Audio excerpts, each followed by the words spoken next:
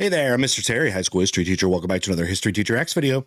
All right, friend of the channel, Mr. Beat, has put out an extremely popular video right now. It's getting a lot of traction, and it's titled, Why I Stopped Listening to Joe Rogan. And I really wanted to check it out because I want to see if my experience with Joe Rogan parallels Mr. Beat's.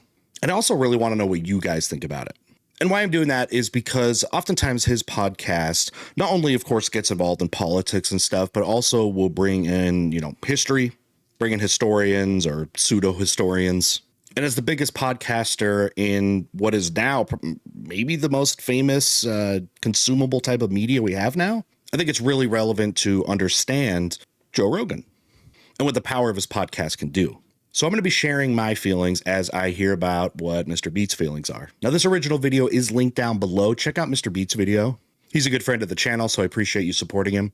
And let's check this out.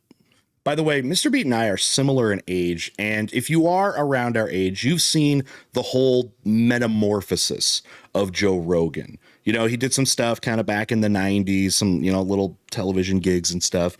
And then I remember seeing him kind of for the first time in what was called the Man Shows on Comedy Central. And it was a really raunchy show. I don't know how he feels about it looking back, but it's one of those things, if you were like a teenager, like I was at that time, the type of thing that your parents would not have let you watch if they knew about it. But yeah, you had that. And then, of course, for years was a host of Fear Factor in a very tame role. He was just hosting that, creep people out kind of challenges, if you know what Fear Factor is. But then, of course, the podcast. So we've seen him almost kind of grow up, I guess, in a way, even though Rogan's older than me, but seeing his metamorphosis. And I think that's kind of interesting if you are somebody our age that has seen him just change so much. And I'm not just talking about the podcast years. Obviously, we've seen the podcast years and how he has changed. But yeah, his career before that. All right, let's see what he's got. I'm Mr. Beat, and I have another confession to make. I used to be a really big fan of Joseph James Rogan. I had my time. I had my years. I had my years. Oh, really? Big fan. Yeah. Train by day, Joe Rogan podcast by night, all day.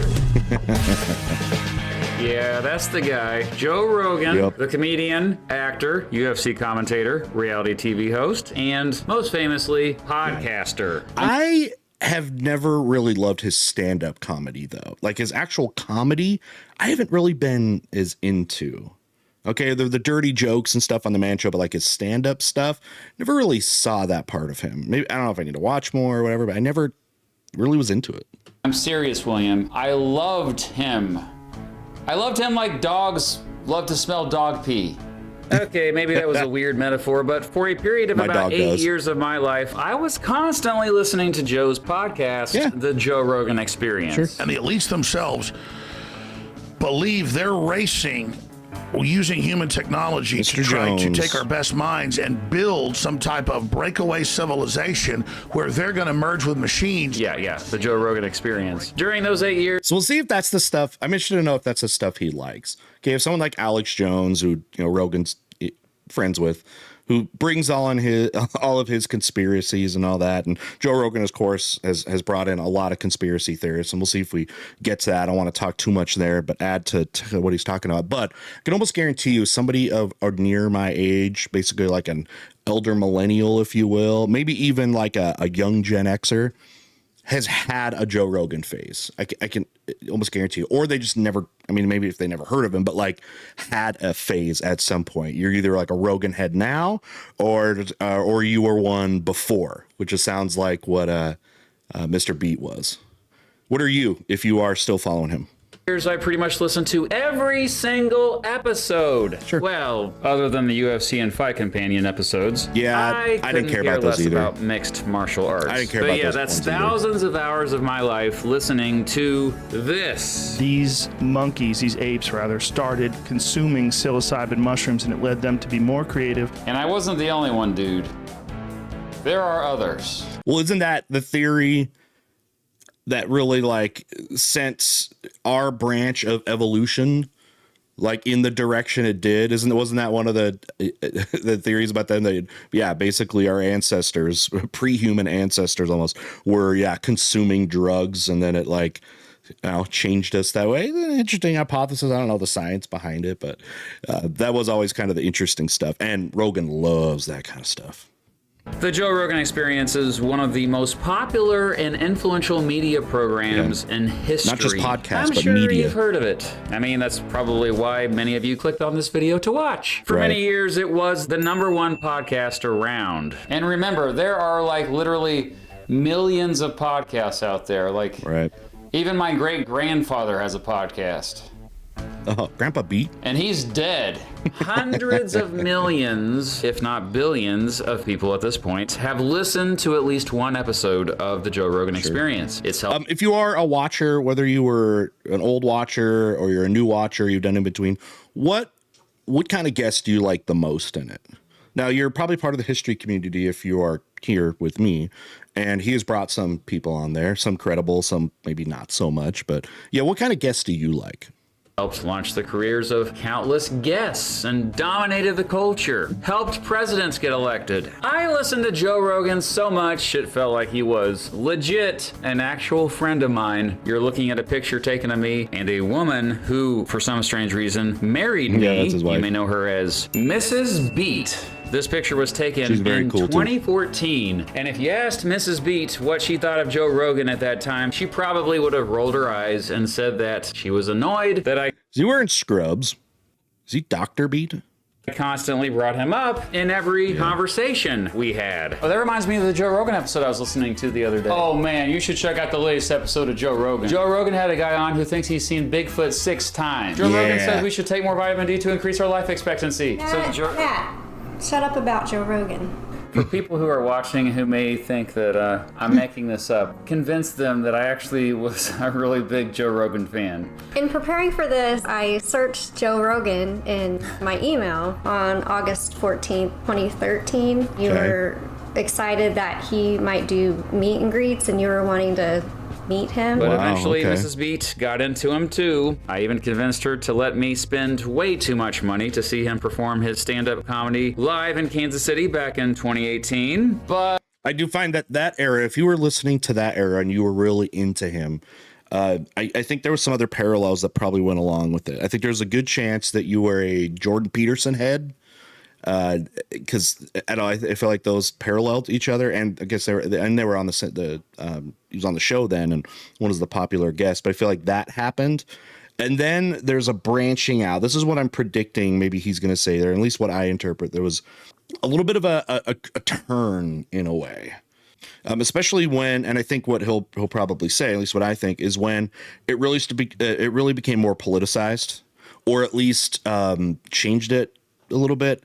We'll see if he gets into it, but yeah, he used to be more like a Bernie bro and that kind of thing. And then when Jordan Peterson was still mostly focusing on it was a lot about self-help, right? And having these good habits, make your bed in the morning and all that stuff. And then you saw, of course, when Peterson started to do a more like political commentary and he started interjecting on some of the other issues, you know, as a psychologist, but starting to talk about like Marxism and some conservative things. And then he was getting into like trans issues and a lot of this stuff.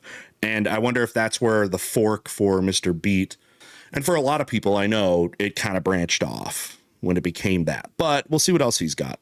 But by 2020, my perception of Joe Rogan had begun to change. COVID did change myself skipping episodes more and more. Kind of an anti-vaxxer, getting annoyed with him more and more. By the end of 2021, I had stopped listening to him altogether. I think a fork in the road is going to be, again, he was very suspicious about like vaccines and a lot of those sort of things. Of course, with the history of him taking so many different chemicals, he was not, I know, a fan of the vaccine. So I wonder if that's one of the things that split Matt up. Parasocial relationship I had with him was over. In this video, I'm going to explain why I stopped listening to Joe Rogan. But first, I'm excited to say that this video is once again sponsored in part by Cook Unity. As you can see, they ship more food right to my door. It's extremely convenient, and the food is high quality, featuring fresh produce, responsibly raised meats, and chef-crafted meals. Hundreds of meals to choose from, by the way. Not only that, my whole family loves to eat these things, and I'm gonna eat one right now because I'm hungry. And it's great, too, because I don't have to cook. Today, I'm enjoying Chef John DeLucci's white truffle mac and cheese with crispy breadcrumb topping. You got easy instructions here, all the ingredients, when they packed it, when to use it by. All right, let's go. I love mac and cheese. I've made some of these videos. HelloFresh has been a sponsor, you know, of my channel. And I actually still use them. Community is offering my viewers 50% off their first order of chef-made meals right to your front door. Click the link in the description of this video and use my code mrbeat50 for 50% off. Thanks to Cook Unity for sponsoring this video. Before I explain to you why I stopped listening to Joe Rogan, I think it makes sense to explain why I started listening to him in the first place. The day was December 16th, 2011. I tuned into The Tonight Show to watch Jay Leno interview one of my favorite politicians of all time, Ron Paul. If you don't know, Paul was a popular congressman from Texas running for president at the time. And to my surprise, out comes Joe Rogan to enthusiastically endorse Ron Paul for president. I truly did not see this coming. Yeah, that is one thing you've seen with him is with Joe Rogan is a plethora of different like political affiliations and endorsements. And I feel like that is also a reason why people kind of got away from him, because once he started to do those kind of endorsements, like some people felt, you know, they couldn't, I guess, identify with him anymore. But interestingly, though, I think there's also a lot of people that have followed the same political evolution of Joe Rogan that like they've done it themselves. Like, okay, you're like a Bernie bro at a time or something. And maybe before that, you know, he's could be like a Ron Paul guy who again wasn't a straight down the party line, you know, Republican in the early 2000s. But then, you know, so you go from him and then you become like a Bernie Sanders bro. And then that evolution also to Trump, like Rogan has done. And interesting, a lot of people have followed that trajectory. Maybe you're one of those. Let me know if you are down below that has followed that trajectory. And if that was a case, do you feel like in an honest way that Rogan might have had some kind of responsibility for that, or I should say influence and just responsibility, because he had free choice of all this. But do you think that could have had an influence for you? And do you think that did make an impact? Let me know. You see, before December 16th, 2011, I didn't really like Joe Rogan at all. I knew him from two things, mainly News Radio and Fear Factor, and his appearances in both of those shows did not convince me to like him. In fact, I thought he was annoying at best. I didn't even care about those shows. Obnoxious at worst on Fear Factor. I couldn't stand the guy. But then here he is on Jay Leno. He sure changed so much in his looks when you look at some of that stuff from like 20 years ago. I don't know, again, if it's all the whatever he's put into his body, and he's all vain and kind of like weird shape now. And obviously got really into the UFC and training that. But yeah, he I don't know if I feel like it really aged him or something, or transformed him. It's like a literal metamorphosis. Endorsing my boy, Ron Paul. And I was like, maybe I should revisit this Joe Rogan fella. Soon after this, I noticed his podcast was one of the most popular podcasts in the world, so I gave it a try. I was hooked. I mean, don't get me wrong. I didn't listen to him back then. I did. This was back when Ryan Redband was on the program producing. The audio had issues. We have 2 commercials that we do. Oh, good. I don't know how. This is also, I feel like he did get in the ground roots of before podcasting became obviously what it is now. Now it's a literal form of media that rivals and surpasses in a lot of cases a lot of mainstream television media. And I think he got in also at a good time. Now it's so oversaturated, the podcast market, but his timing was, I think, pretty good. And it fit in well with the kind of the political shift that I think is going on in the United States. I said this before. I think there's kind of a policy shift between the platforms. There's kind of been multiple times where the parties have shifted a lot throughout American history. And I kind of think we're in one now. I've kind of talked about this in some of the election videos that I had covered. And I think he has timed with that. Use Windows, little Jimmy. We just switched over to Windows. Many of his guests seem to be under the influence of drugs. Many of them didn't know what the heck they were talking about half the time, but they were having fun, man. Good vibes with him. And good, open-minded people. And I felt like I was eavesdropping on some really intriguing conversations. Did the hair go fast? Plus, it was like a peek behind the curtain before podcasts like the Joe Rogan Experience, where you rarely got such intimate glimpses into the private lives of big-time Hollywood celebrities. What the heck happened to Dane Cook? He was the biggest comedian of that decade, about 2000 to 2010. Within that, he was at the top of the game. He was like going to be the next Carlin or something, although they're very different. Now I think the new Dane Cook seems to be Shane Gillis, who I've covered, and I love that because he covers a lot of history stuff. But yeah, I loved Dane Cook. I loved him. I saw him live, got his shows. But yeah, he disappeared, didn't he? I got even more into the podcast when Joe started inviting guests who are outside of his circle of comedian and MMA friends. Yeah. He started having actual experts in specialized fields on. Doctors, journalists, scientists. But here's the thing. Whenever Joe had guests on who were experts in specialized fields, he didn't pretend to know more than them.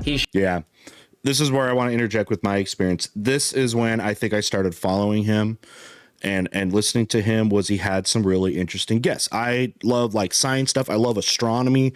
So when I would see guys like Neil deGrasse Tyson and that other physicist that was there, the brunette guy, that got me into it, and then started getting some of the kind of history related people or whatever, the pseudo history people. Was about this time because I was drawn to the interesting guests. I didn't care about, his little whatever inner circle of friends or anything like that. And I didn't really know about him then.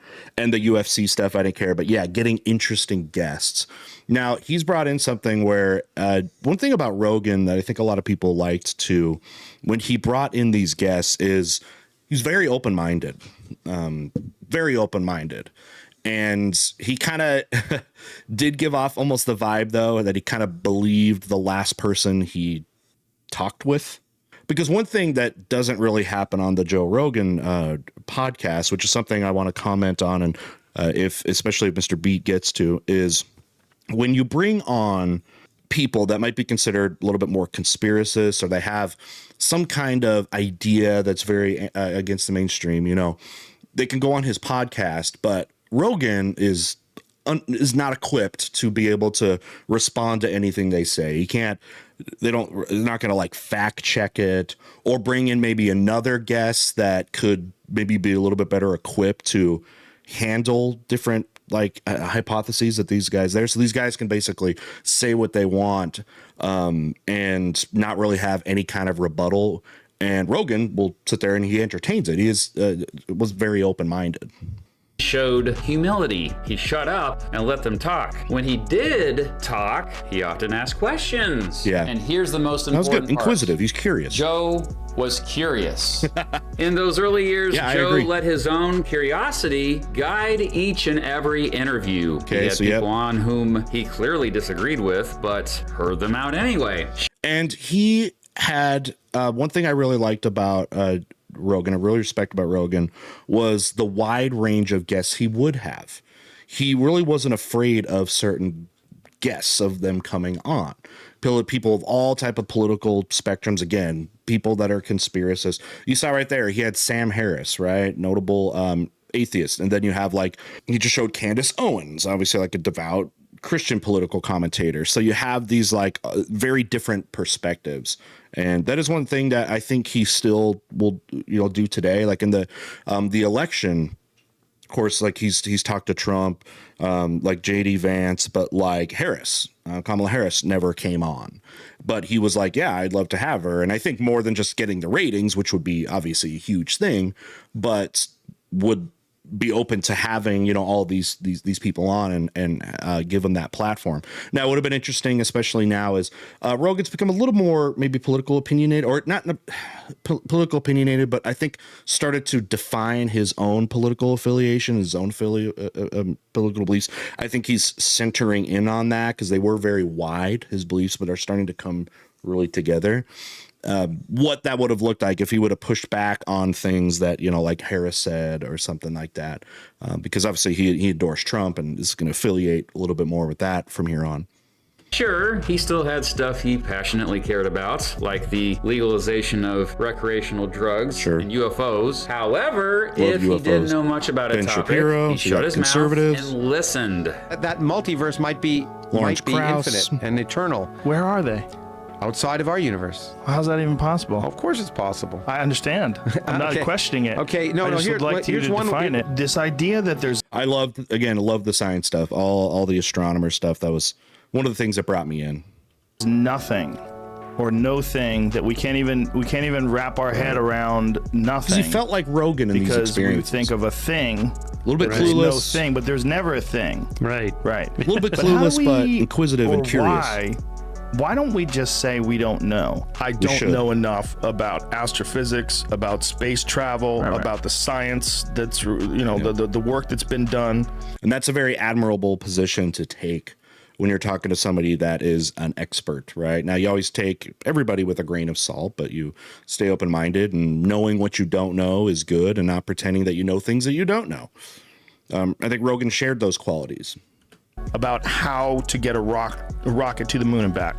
Definitely don't know enough. Now, I should say he also had people on who were not experts in their fields. Also, when he did tend to have actual experts on, they tended to be experts who were just better at talking than most of their colleagues. It didn't mean they were more knowledgeable than their colleagues. They just could communicate the stuff better. And if he grew... Like, I feel that about myself. I'm a teacher. I communicate history.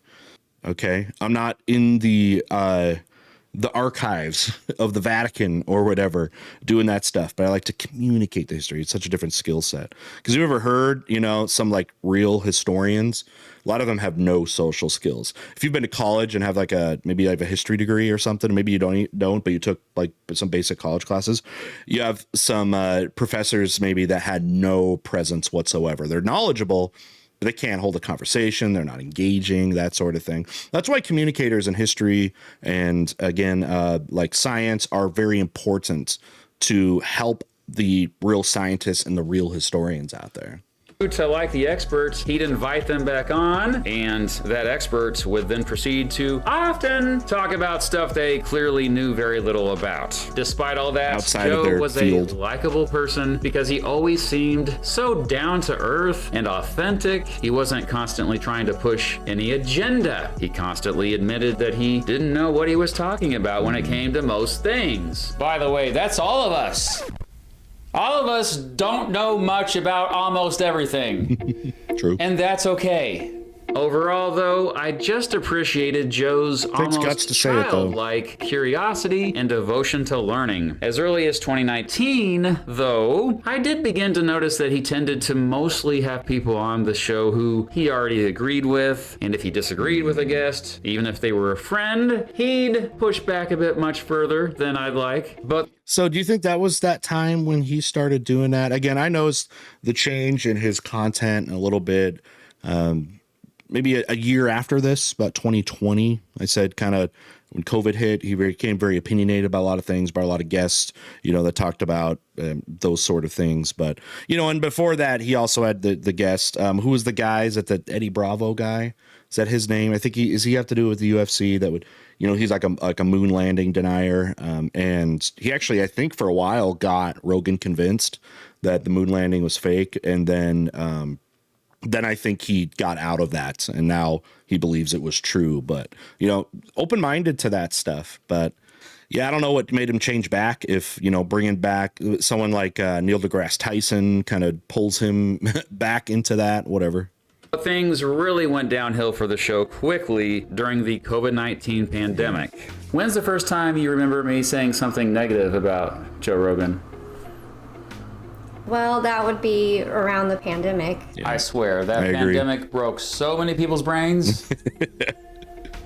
And don't get me wrong. It's true. I get it. It was a difficult... It's true. Do you feel like people have become different people? That year or so, year and a half, whatever, changed a lot about their personality. We know it changed a lot of people's political beliefs, for sure. But do you know people who feel like were truly changed by that? I think there's a lot. And stressful time. Millions of people died. The lockdowns sucked. We had to sacrifice many of our freedoms. In my opinion, this especially seemed to upset a lot of privileged folks who weren't used to sacrificing their freedoms. But due to so many folks going through hard times during the pandemic, a lot of people indeed got more radicalized. That included many celebrities who then influenced millions of others to become more radicalized. And let me be clear here. When I say radicalized, all I mean is that they had views more radically different in opposition to the status quo. It's not necessarily a bad thing to have radicalized views. I mean, we do need to get radicalized if things get bad enough. What do you think are things that are good to be radicalized on? As he said that, I was trying to think that are going to be beneficial. Let me know. Joe did not like the lockdowns and public health restrictions one single bit. He was absolutely devastated that he had to cancel all his shows and his fun plans. And throughout March and April of 2020, during those particularly restrictive times, he spent most of the time on his podcast complaining about how all of us couldn't just go where we wanted or do what we wanted. Now, interestingly, my channel, for one, I started in the summer of 2019, but so right before kind of like the lockdowns, a few months before the lockdowns, but like my channel definitely became popular, in that time as everybody was consuming online media. Someone like Joe Rogan would benefit a lot because a lot more people, again, are going to be at home or working from home or whatever, and are going to listen to more podcasts. So I'm sure his views probably went up a lot. It seemed like almost every media platform did. They're treating everybody like babies. This is what it is, man. They're treating everybody like you're not allowed to make your own decisions, including business owners that have spent a ton of money opening up these outdoor cafes and outdoor restaurants, and then they don't even supply any science. There's not even. They are essentially autocrats, right? They're a dictator. You really hated this. He stayed curious, at least at the beginning of the pandemic. Yeah. Well, tell everybody what you do, Michael. Well, okay, March 10th. This is really important. This is kind of when, if you remember, the lockdowns sort of begin.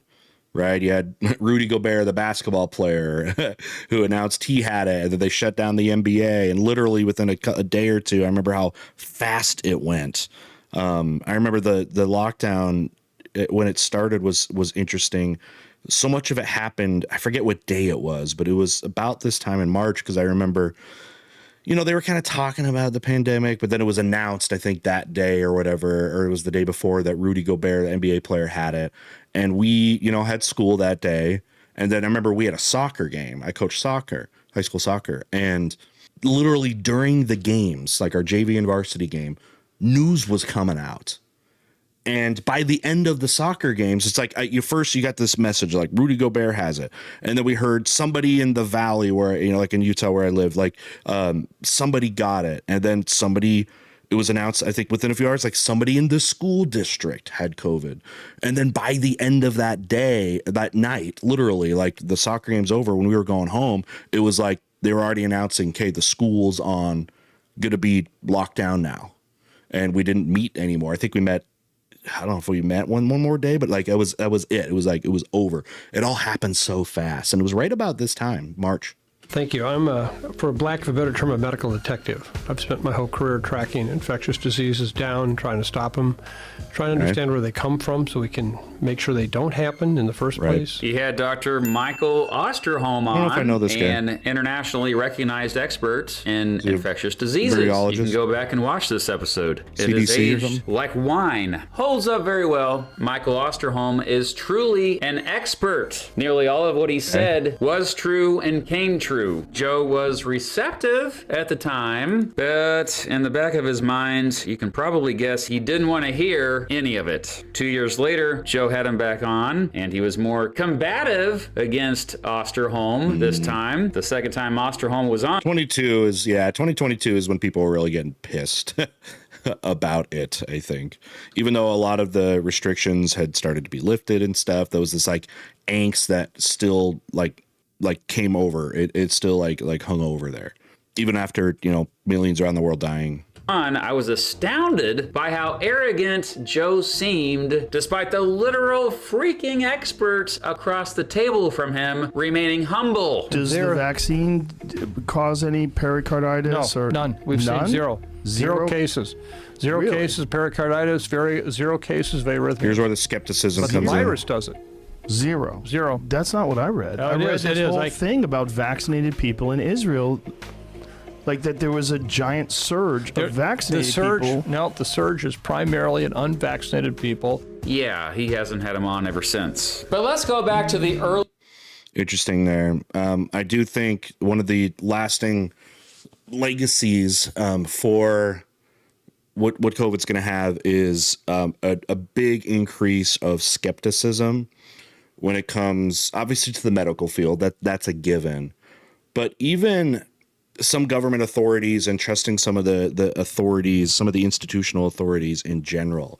My kids, my students have asked me, like as we were going through it, is this going to be this COVID, this pandemic time? Is this going to be some time or something that, students are going to be talking about? Is it going to be a history book? I'm like, oh yeah, absolutely. It's going to be a big thing. And they're like, well, what do you think they say? And I remember telling them, and I can still tell them today, we don't know yet. But I do think we're having some of the effects. I'm wondering if kind of the pandemic is going to have a similar effect that, like, say, the Vietnam War did.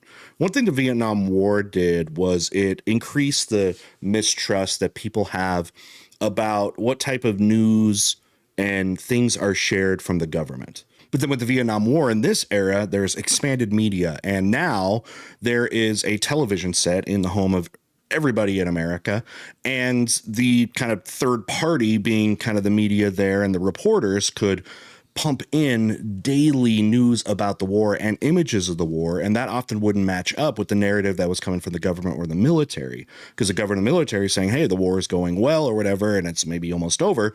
But then something like the Tet Offensive come around, which showed that the Americans were indeed kind of vulnerable to it, and the images of it really made it not look like maybe the war is going as well as it was portrayed by, again, the government and the military. So could this now be the modern day version of that, where it changes our relationship with trust of not necessarily the military with like COVID, but with just authorities in general? Another step in that direction. The early stages of the COVID-19 pandemic. COVID-19! COVID-19! Copeland. 3 weeks after Joe had Michael Osterholm on, things had already gotten so bad that everyone was doing everything remotely, even Joe. His remote guest this time was someone he had on his show before, Dr. Peter Hotez. So this was right at the beginning, within the first month of the lockdowns. Those really went down in March, right, in 2020. So bringing on these guests, obviously it's a vital time to bring on guests that seemingly know what they're talking about. An internationally recognized expert on vaccines and tropical disease Did the control. bow tie help him? If you go back and watch the episode, again, practically every episode is still up. If you go back and watch it, you'll notice that Joe is also still before the vaccine was out there, trying to learn and staying quiet. Yeah. Pre-vaccine, though. Also visually frustrated. How long can we go? I mean, if look, let's take economics out of it. what would you think if there was no concern whatsoever about economic loss and the damage to the economy? What would you recommend in terms of just purely from a medical perspective? Like quarantine, right? While this episode has also aged like wine, Peter Hotez is also truly an expert who forecasted the pandemic and the response accurately. He later became the target of a backlash against pandemic restrictions. And yep, Joe hasn't had him on since. You see, Joe apparently thought he was done learning everything about the COVID-19 pandemic at that point. Let's be honest. We should never be done learning about anything. Everything is always subject to change based off of new evidence. I don't care if you're in history or it's science, the same idea. Falsification. All things should be falsifiable. And he felt like he didn't need to teach his audience anything new about it either. Most of the COVID-19 coverage after this was reactionary. He didn't have experts on. He had just people who didn't know much about the virus or pandemic giving their opinions about it, backed up by little evidence. It was mostly comedians complaining about how their tours were canceled. I that and guy then was very on much December against 31st, that comedian. 2021, Joe decides to have this guy on. Dr. Robert Malone used to be a respected doctor who helped make mRNA vaccines and furthered medicine research. Yeah. However, the pandemic appeared to break his brain sheep. too. He began spreading a bunch of misinformation about the safety and effectiveness of COVID-19 vaccines. He misrepresented data and used his credentials to gain quite a following online. By the end of 2021, Joe Rogan had already made up his mind about COVID-19 vaccines. He didn't like them. So when Joe found out about Malone, he seized at the opportunity to have him on the podcast to talk trash about them. And sure enough, Rogan's audience generally ate this misinformation right up. Well, this was the last straw for me. I haven't listened to Rogan ever since. I was wondering if that was going to be one of the big breaks. Except for the Osterholm episode and the Mike Judge episode. Mike Judge is awesome. What can I say? I love Mike Judge. Over the past 4 years, if you look at the guests, they're mostly Lex just Friedman. people Joe already agrees with about most things, or his good friends. From the period of about 2014 to 2019, you'd see a big variety of guests. So, yeah, I forget who the guy is on the left. Isn't he heavily criticized as some far-right extremist? Is that right? Am I thinking of somebody else?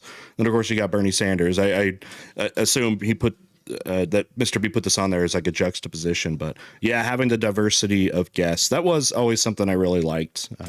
That really drew me to that era. About 2014 to 2019, you'd see a big variety of guests. Since then, it's mostly the Russell same Brand. cast of characters, man. Oh, look, there's that guy again. Oh, look, her again.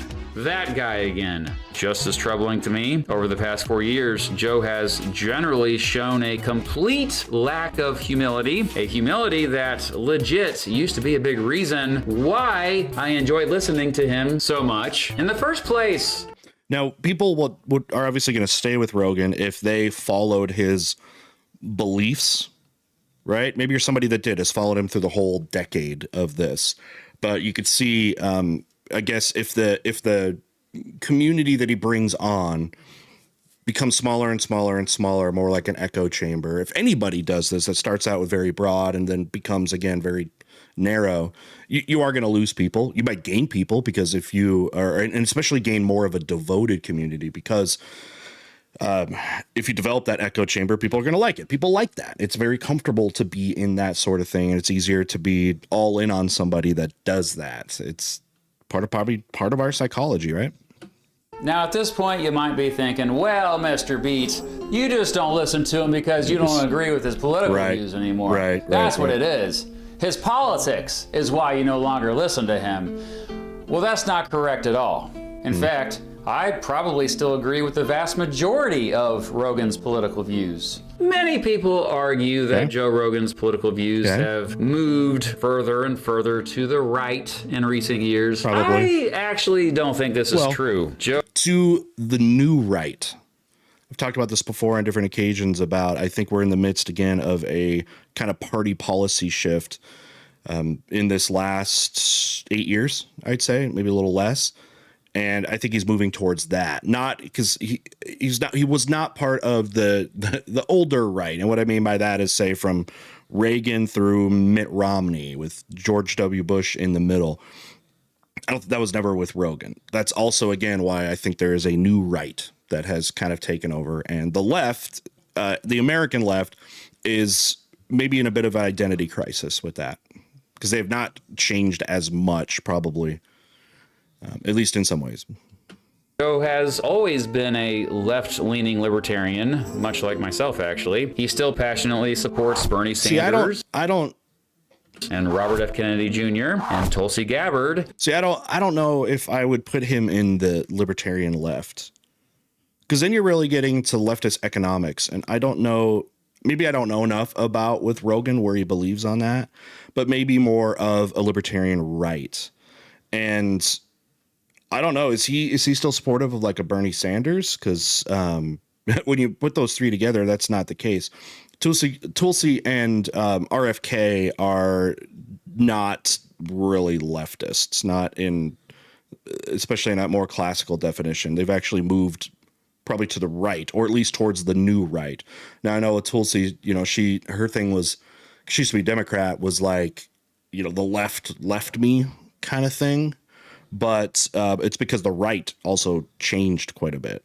And so, yeah, I wouldn't put these. This is where I guess I might disagree a little bit, but. Who all, and please don't forget this, all three of them still lean to the left politically. He recently had a sitting Democratic senator on as a guest. I think the difference now, though, is he's done adjusting his political views. I think his political opinions are pretty much set in stone. Well, some people have criticized Fetterman for moving to the right on some issues. Now, his big thing coming in, he was this working class, guy, and was big on, protection of labor. But then I know a lot of like leftists really criticized him for his take in the Israel-Palestine situation, where he's just all in, very, very big on the Israel support. And so even that, it does show, though, that people can have a wide array of beliefs, especially if they didn't come through, I think, sort of the grooming, for the lack of a better word, of a specific party. He's done learning new information about public policies. He's done keeping an open mind about politics, and that's a big freaking problem. Put simply, Joe Rogan's curiosity is gone. That childlike curiosity, those inquisitive conversations that drew me to his podcast in the first place, they're just gone. Do you think most people lose their curiosity as they get older anyways? Like, that's a natural thing when you're young, a little more open-minded, but then as you get older, you feel like you figured it out, and then you close that off, and then you seek your echo chamber? Because I think that might be a thing too.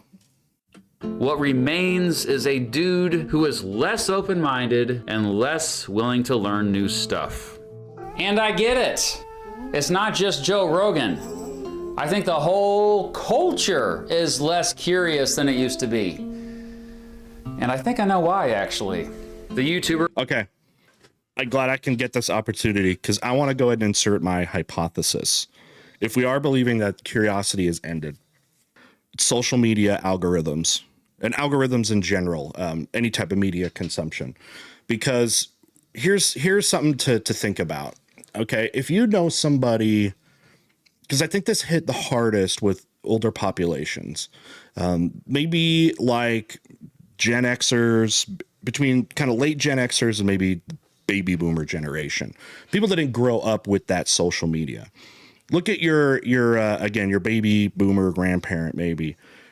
Did you notice a change in their rhetoric and maybe some of the beliefs they espoused when they first got their Facebook account, right? Because they got it much older, right? 10 years ago, maybe 10 years ago.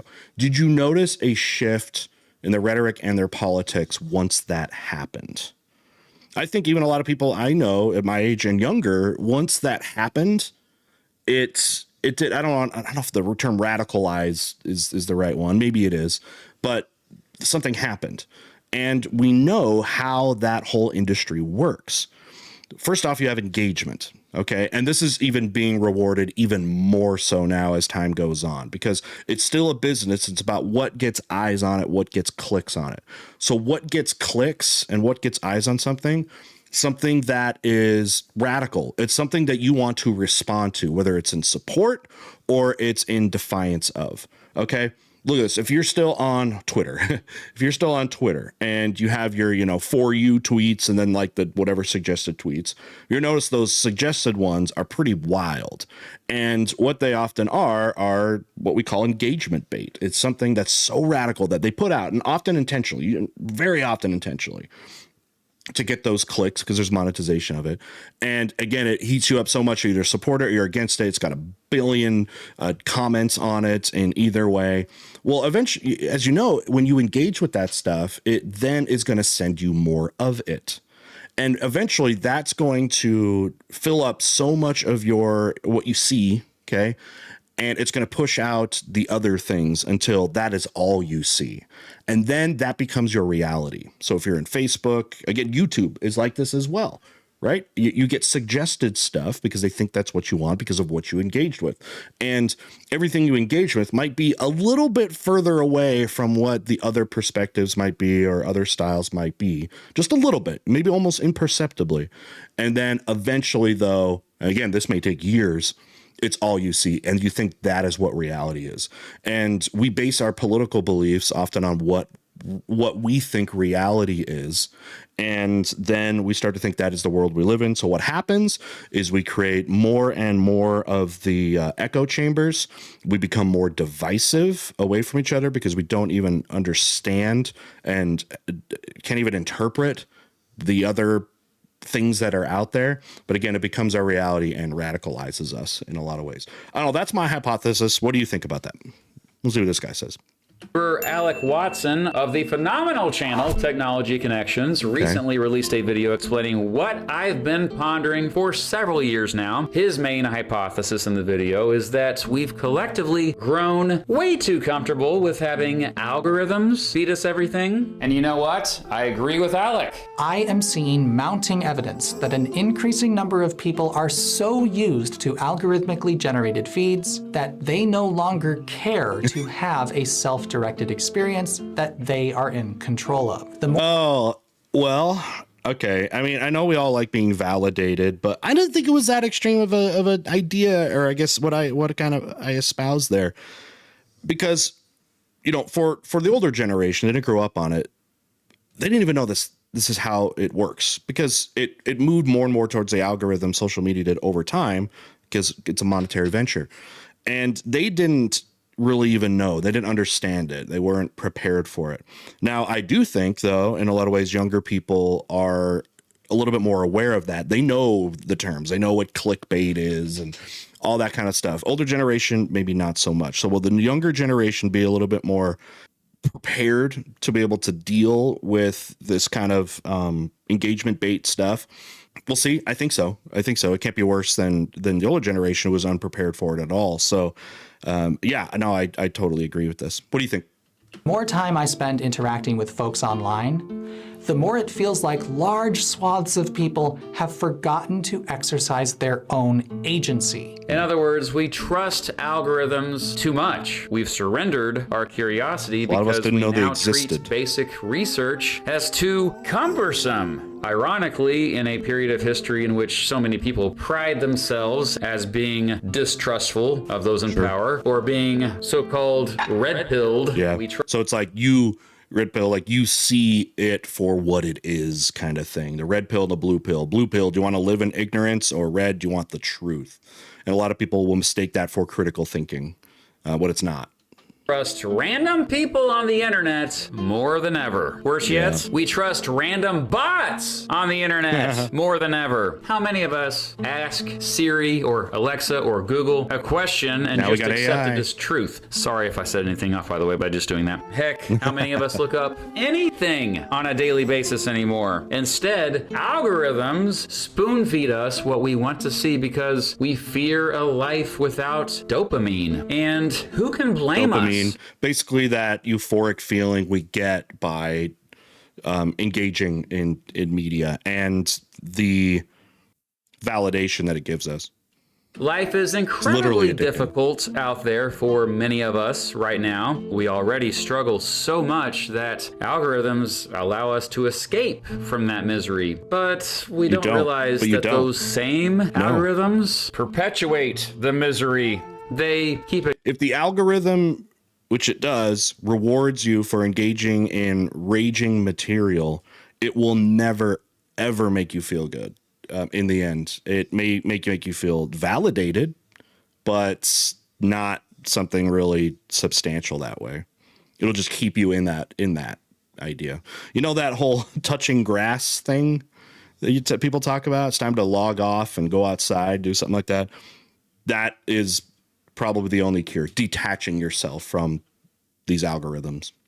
Going, and we won't be truly free and happy until we break free from those algorithms. So I don't know, dude. Walk on grass. Maybe Joe Rogan is just like the rest of us, stuck in his algorithms because he thinks it's easier to live his life that way. It is easier. It's way easier. Maybe he just likes money. I like money. I don't know. Regardless, I stopped listening to Joe Rogan because he stopped listening to people who disagreed with him. He stopped being humble. He stopped being curious. But you haven't stopped being curious. How do I know this? Because you clicked to watch this video. Sure, algorithms suggested this video for you to watch, but those algorithms suggested this video because you're curious. And you know what? The world will be saved by folks like you. So thank you for staying curious. Final thoughts. All right, I had plenty to say throughout the video and plenty for you to engage with, if you will. But hopefully, I don't know, you may or may not agree with what Mr. B kind of said, or maybe you didn't follow the path that he does, or maybe you like what the Joe Rogan experience has been for you. But hopefully at least kind of made you think about it and how we consume our media and what it is that we are prone to like. What do we like to engage with? And I think that's good for us to, no matter what you engage with, to be able to kind of unwrap that and to realize, why do I like this? Why do I like engaging with this? Why do I like the points coming out of this? I think that's just a life lesson, I guess I would say. All right. So ask you guys plenty of things. I'd love to see what you got down below. We'll see y'all next time. Bye.